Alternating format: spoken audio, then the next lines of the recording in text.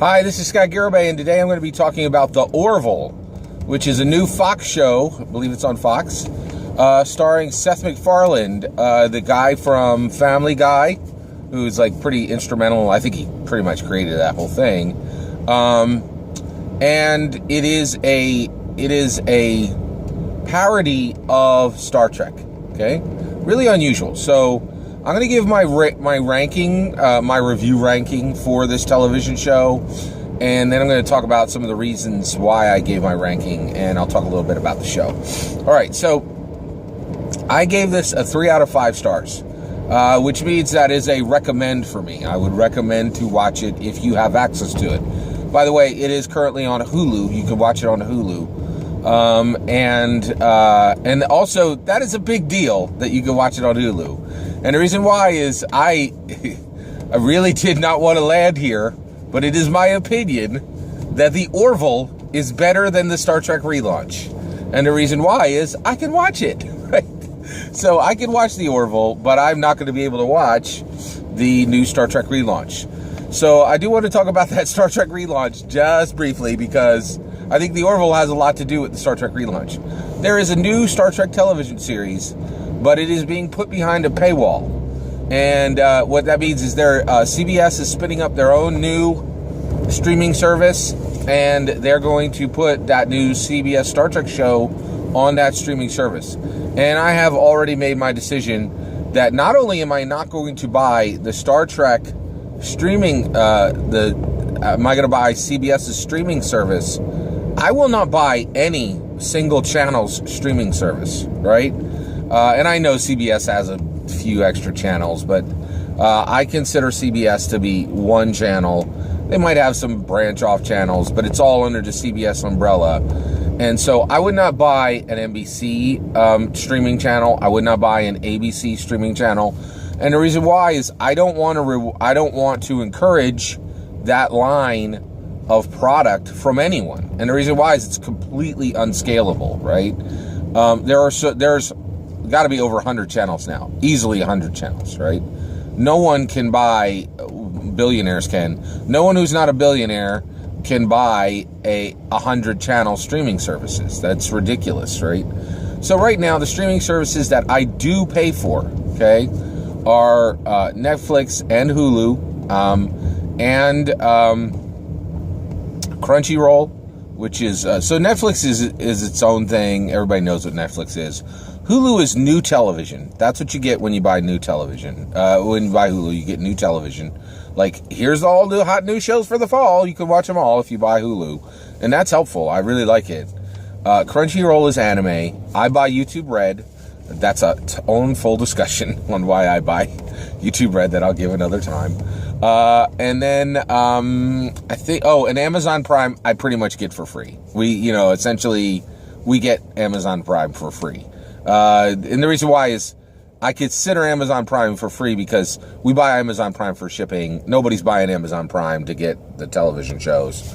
They just buy the shipping service and then they get Amazon Prime for free, which is great. So now, and between those, there's not even, I don't even have a chance at watching all the things I want on those channels alone, right? So I really don't need another streaming service. And the idea for me to bring out a streaming service that's one channel is ludicrous. So, so all these other streaming channels, they give a wide breadth of content. And I just feel like CBS, it's not going to give a wide breadth of content. So that's why, in my opinion, The Orville is clearly better than the new Star Trek show. And the reason why is no matter how good that new Star Trek show is, it doesn't matter because the vast majority of people are not going to be able to see it. And also, I watched The Orville today. There's a chance I could talk to somebody about that today at work, right? Whereas I'm not going to be able to talk, if I were to buy that CBS channel thing, I'm not going to be able to talk to anybody about it because, when you roll that die to see who is actually going to watch that, it's pretty low. Like, no, a lot of people are going to be like, oh yeah, I'm going to buy the CBS streaming channel. Like, it's just not, it's just not a thing. So that's my take. All right. So one, I appreciate you guys letting me diverge there on the CBS streaming channel, and why Orville is better than the new Star Trek. Okay, all right, the new Star Trek series, right? I really am quite sad that is being put behind a major paywall. Okay, so, all right, so, and by the way, I'm fully aware of Netflix, Hulu, all those other ones. They are paywalls, every single one of them, except YouTube. YouTube's not a paywall. Pretty much everything I watch through, YouTube is less. There's less of a question on whether YouTube Red is a paywall, but also all those, in my opinion, are reasonable paywalls. Which I know that's kind of a weird topic, but that's my take. All right. Okay, so let's talk about the Orville, all right? So the characters were really interesting. There was Ed, the captain. There was Alara from security. There was Bortus, who was the second in command. He was the second officer. There was Kelly, who was the first officer. There was John, who was the navigator. And there was Gordon, who was the helmsman, right? So that's all your characters, all your major characters. There's Claire, who is the physician, all right? So and if you look at that is the exact complement that you would have pretty much on any Enterprise, any Enterprise Star Trek ship, right? So one, without question, this is a parody of Star Trek, right? So here's the things, I'm going to say the things I liked about this show, and then the things I didn't like about it, okay? So here's what I liked about it. I think the number one thing that really sold me on this show is Seth MacFarlane. So I am not a Seth MacFarlane fan. In fact, I really, really dislike his content, right? I think Family Guy was proof of the slippery slope theory, right? So back in the 80s, Family Ties was on, and it was like, hey, here's a saccharine sweet American family, and they love each other, and here's a show about them, and they fight a little amongst themselves, but at the end of the day, they all come back and they hug each other, and the dad's a good dad, and the mom's a good mom, and the kids are good kids, right? And so, and the 90s came along, and everybody was like, oh, that's stupid, let's darken it up, let's get it dark, right? And so they went to The Simpsons, right? And The Simpsons was a mockery of the American family. And at the time, I very much enjoyed The Simpsons. I thought it was funny.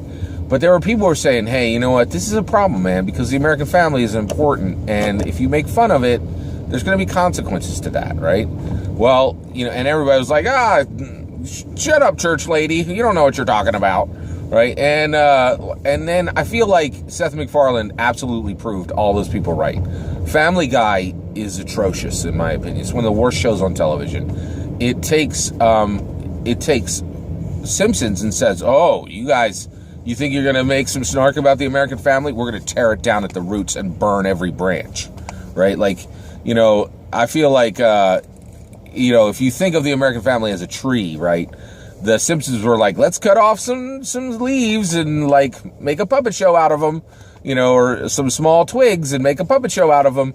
And really, like, Family Guy is like, let's chop this thing down at the root and take all the branches and chop them off and have a bonfire and laugh. Like, it is, it makes jokes that, in my opinion, should not be anywhere on public television. It's just bad. And I think it was bad for American society and bad for American culture, right? So why do I like his new show? Well, I think it's interesting that Seth MacFarlane right here, this show is crazy clean compared to his normal content, right? So one, he's been trying to sell his brand of comedy for a long time, and Family Guy hit, right? But then Seth MacFarlane tried to go into movies, and now everybody was like, hard reject, man. Nobody wants to see your face, right? And also, like, A Million Ways to Die in the West, it just did really bad. It was a bomb, right? Now I also know he's responsible for Ted, right? But which that was part of his success, But I really feel it's amazing, and we need to listen as Americans and as people to, if we see somebody who is now in the late part of their career and they've made a fortune serving up terrible content, in my opinion. So what does that mean then, right? What do you do with that when you have that same person trying to build a legacy and trying to reach people and trying to be an artist, where they clean up their act. And that is absolutely fascinating to me. That Seth MacFarlane is, I really feel that Orville is an attempt to clean up his act. Now, there's some edgy humor in there, but not at the level of, not at anything close to the level of Family Guy. And so I think that's really interesting. And also, as an evangelical Christian, I think that's cool because that, in my opinion, echoes some of the messages from the Bible, where Solomon said, "Okay, I've had it all. I've seen all the bright lights of the world, and it's all vanity." And I think MacFarlane, he's an older guy. He probably has his own family now and people he cares about, and he's like, "Oh man, maybe I should do something to help society rather than tear it down."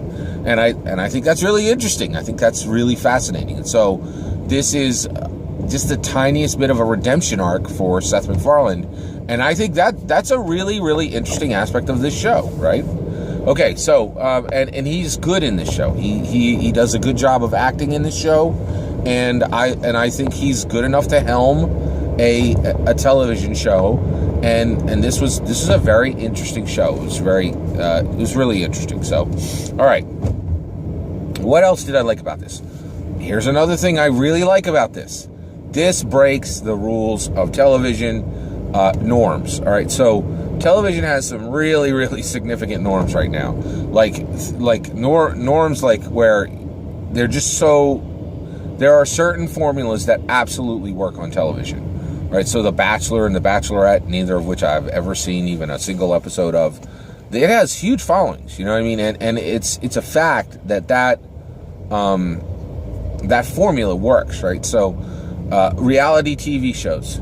Cop shows. Oh my gosh, cop shows. Cop shows are just like the bane of television. They're constantly there. They're everywhere on these shows. So it's really frustrating to see, every season they're like, here's a cop show with a new twist. Here's a cop show without even bothering with a twist. And so it's tough. You see this stuff and you're like, ugh. So it's not another cop show. It's not another reality show. It's not, and so that's a big deal. I really like that they are rolling the dice on this, and they are trying something. They're trying a parody show of another show with a big budget, and that's really new. That is really, really new, and I have not seen that before, and I really like that they're rolling the dice on this and trying this out, all right? So what I like is the tiny redemption arc on Seth MacFarlane. I like that they spent money on this, and I like that it is not just another rehash of the same old for television. So that's what I like. There were some problems with the show, some things that I did not like, and that I think I'm not sure how they didn't avoid making these mistakes, because there are some serious problems. So one of the problems is this is making fun of Star Trek, right? Now, I get that. Like, there's a lot to make fun of on Star Trek, right? Because, it's its own thing, and it really drew the lines of storytelling very starkly on Star Trek. And when you do that, you open yourself up to mockery, right? And so this show is mocking Star Trek. And, that's another thing. And so that's another issue. Is one of the reasons why I dislike Seth MacFarlane so much is there is different kinds of comedy, right? Well, I think there's a lot of different kinds of comedy, but almost every kind of comedy breaks down into the following two segments. Is it I'm laughing with you or I'm laughing at you? And Seth MacFarlane is the ultimate I am laughing at you, dude. Like, I'm mocking you. I'm not having a jovial, joke that we'll both enjoy. And I do not dig that, man. It's not my cup of tea. And actually, in this show, I really feel he is shifting to laughing with you comedy, right? And so that's interesting. So here's the issue with the Orville.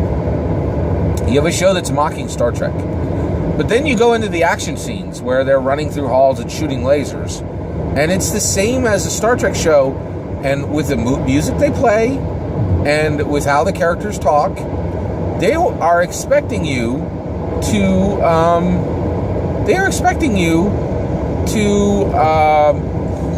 empathize with the characters.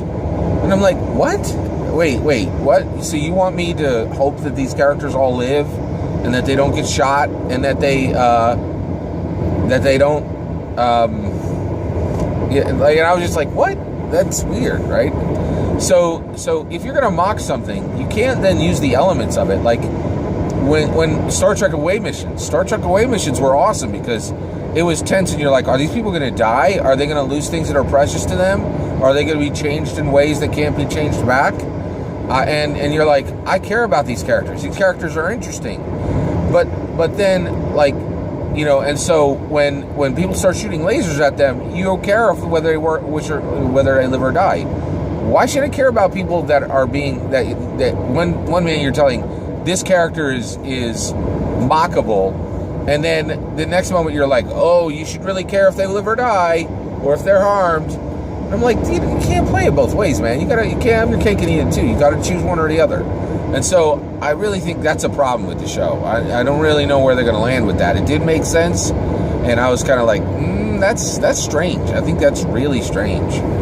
Okay, the other one is the money, right? The money is a big problem for me. So I was just like, I was looking at this and I'm like, holy crap, right? The spaceship scenes, and actually overall the CGI and the special effects in the show, even the practical effects where they make the four-head aliens and all that, all of it was fantastic. I thought it was absolutely fantastic. The CGI was fantastic. The practical effects were fantastic. There was clearly a lot of money spent on this show. This is extremely well done, and for a television show, there were parts of it, and I would even say the majority of it had movie level quality. And that's a problem to me, because I'm like, oh my gosh, you know, it's like, I was really frustrated by this. I'm like, you could have made a real space show, man. Like, this is like real resources being used on a space show. And guess what? We don't have a lot of space shows, and we certainly don't have a lot of good ones, right? And it was really frustrating to me, because I'm like, oh man, like, I was like, you could have made a real show. Like, you could have made a real space show that everybody could have engaged with, not in an ironic, I'm going to laugh at this way. You know, and that is really deeply disappointing to me, to realize that all this money and all this time and all this effort was spent on a joke. Like, that's just it. Like, you know, like a banana joke. Like, if I spent $1 million to get somebody to write a banana joke, and, you know, and then, you know, the prop that I used was literally solid gold, people would be like, why did you do that? Joke, you know, like, I think comedy thrives when it's low budget. It just does. It's exactly like the horror genre. And when you spend a lot of money on it, you look at it and you're like, why are you spending this money to make fun of something? Right? And that's the other thing that I just kind of take issue with this. And I am intending to watch more of the Orville. And another reason why is it had a fantastic episode ending. It was really, really good ending. Right? So it's just really strange, you know, and I'm like, kind of like, okay, I think I know where you're heading with all this, but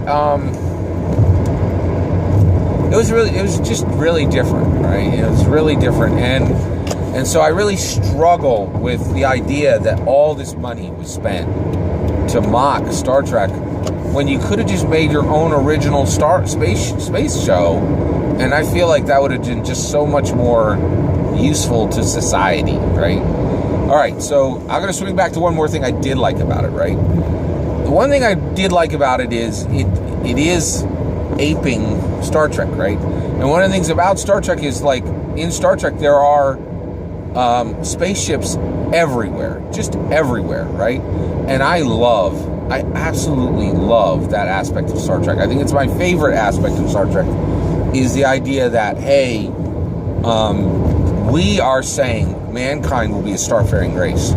And that message is needed now more than ever, because we as a society have chosen to make space travel a joke, right? Like, our space travel is literally a joke.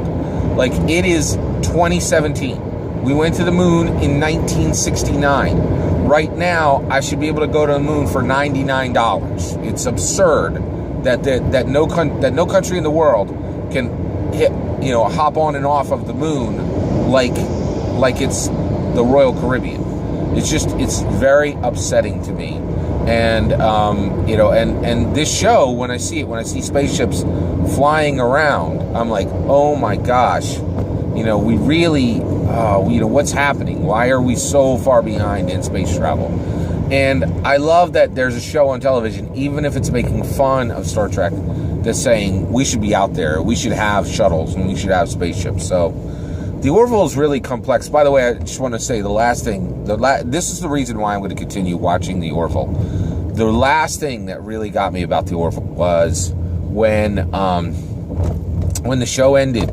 So the character Ed, the main character, the captain, you're like, why on earth did this guy get get his own ship? It makes no logical sense that anybody would give him his own ship, right? He should not have his own ship. Well, the reason why is there's a story arc. Even within one episode, they tell a really tight, really compelling story. What is that story, right? Well, it's a really interesting story in that we open up the episode with Ed's wife, Kelly, cheating on him. And she cheated on him because he wasn't there, right? And he was working too hard. And now I was like, wow, man, why are you doing this? Like, this person is supposed to be a major character in the show, and you're making me not like her right out of the gate. And I don't understand why you're going to make what looks like it's going to be a strong female protagonist be incredibly flawed right from the start, and have a flaw so strong that I'm never going to be able to actually engage with this character as a likable character, right? And so at the end of the show, it is made clear that the reason that this captain is being given, that Ed is being made a captain and given a chance to be a captain, was that he had been working to be a captain, and he had been working so hard to be a captain that his wife decided to cheat on him because he wasn't spending enough time with her. And then at the end, you realize that Kelly, she has friends in high places, and that she has orchestrated him being made a captain and being put in position as a captain, and that she did this for him to fix the horrendous problem that she created by cheating on him, which I thought, that's kind of interesting. That makes me want to know, are they going to be brought back together? It's clear that she realizes what she did was heinously wrong, and that she's trying to, and that, again, it's a redemption arc. It makes me really think that the whole show tells me Seth MacFarlane is saying, oh crap, I need to fix what I did with Family Guy. I really feel that's what the Orville is about. And man, I am a sucker for a redemption arc. I just, a redemption arc story is really fascinating to me. So that's my take on the Orville. Really interesting show. I would suggest checking it out. Really, really interesting show, and really made me think, and it's interesting. Give it a shot. Take care.